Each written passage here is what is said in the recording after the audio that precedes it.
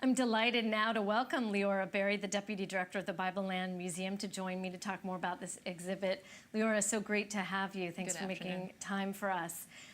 This is a fascinating story because I'm not sure many people know that there are really thousands of antiquities that have been taken from looters in the West Bank, and they remain really in the West Bank. This is just a fraction of them that have been given to the museum.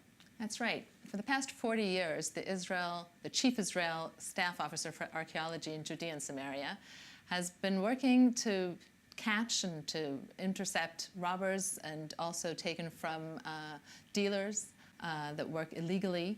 And they've managed to collect almost 40,000 pieces of antiquities.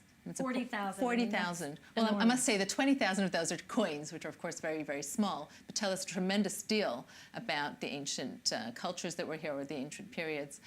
It's important to understand that some of those pieces were actually dug up in the Holy Land, in Judea and Samaria, illegally, without proper documentation, without proper preservation, and actually causing a lot of damage to the archaeological sites themselves. And other pieces were caught on the border, trying to get, through this area, perhaps to private hands in Israel or beyond. We don't know. And it's one of the important goals of the Israel Chief Archaeological Staff Officer in Judea and Samaria is actually to take these pieces, to number them, to catalog them, to document them, so that researchers and the general public can know that they've been found and can learn more about the ancient, our ancient heritage that belongs to all of us. And what we've been doing in the museum as a collaboration is to put on display a small fraction, as you said, of these items so everyone can, so that they can become accessible to everyone. And politics, of course, never really far in the wings. Because one would think that if all of these items were found, they'd be moved to one of Israel's premier museum or storage houses where archaeologists and historians could have access to them, but actually they are kept in the West Bank. Absolutely. Well, yes, politics aside, the Oslo Accords actually generated different areas within Judea and Samaria. One of them is the Area C. In Area C, Israel does have a certain jurisdiction, and it is the Israel Chief Staff Officer who is in charge of all antiquities and all activities to do with antiquities in Area C in Judea and Samaria.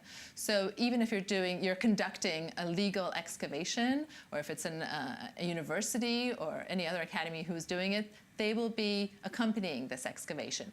But also according to international conventions, they must try to stop illegal robberies, illegal looting, and to collect these items so that they can be documented and preserved. And they are kept in special warehouses that belong to the Israel Staff Officer and cataloged. And what they've done now is actually published a book, a whole catalog, which will be 1 out of 4 of these items, and some of them are on display at the museum today. Is there a ownership fight over who these really belong to, whether it's Israel or the Palestinian Authority? We don't like to go into politics in this show, but this is a particular case. Yeah, I think it's an important question also when we deal with archaeology and heritage. I mean, at the moment, these things are documented and are kept and safeguarding, hopefully, so that if the future, when time comes, and things will be discussed according to the Oslo Accords in the future, all these items will be discussed and will be decided where they should go. I mean, as I said before, a lot of these items weren't even found here. They were brought in from places like Syria, from places like Iraq, and who knows if we will be able to find them a shelter and a safe home in those places. It's important to say that bringing them to Jerusalem, to a museum, is done as a loan for a short period of several months, and after which they will be returned to be safe in those warehouses that belong to the Israel Staff Officer. I do think that as a museum, we have not just a moral and cultural, but also a social responsibility to put these things on display. Our past belongs to everyone. It's not a question of does it belong to Israel or does it belong to Palestine. It's really pieces from thousands of years ago. The youngest pieces are almost 2,000 years old on display, and the oldest are almost 5,000 years old. Wow. And they're like giving us a little bit of a clearer picture of that tremendous jigsaw puzzle of our past. And we're safeguarding it for the future generations, and we're documenting them for the researchers of today and for the future generations to come. Are there any favorites that emerge among, what the robbers or looters were looking for in the West Bank or what's also I thought you were called going to see Judea if I and had any Samaria? favorites. What we can tell is really everything goes. I mean, think of 40,000 artifacts that have been collected in the past few years.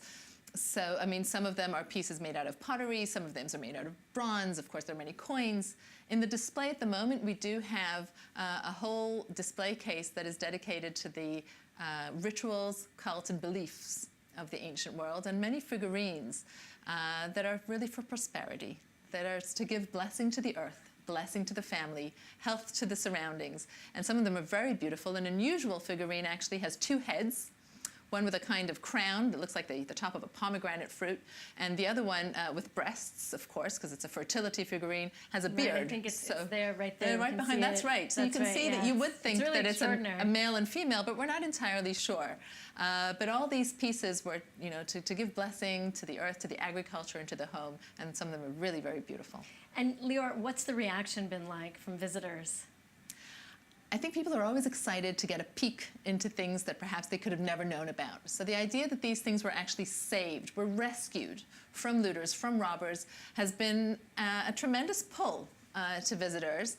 And I think what you said also about trying to get a peek to what happens beyond the green line, that now we've had an opportunity to put them in display, has also been a pull to people. And even in our main exhibition halls, we have some pieces that are similar or are parallel. There's more to be learned from learning of this, to do the parallel between cultures in the ancient world. Great, great, great. It's an exhibit I definitely am going to check out. Thank you so much, My pleasure. Leora. Welcome. We're going to take a short break now, but don't go anywhere. We have so much more coming up for you here on the Holy Land Uncovered. Stay with us.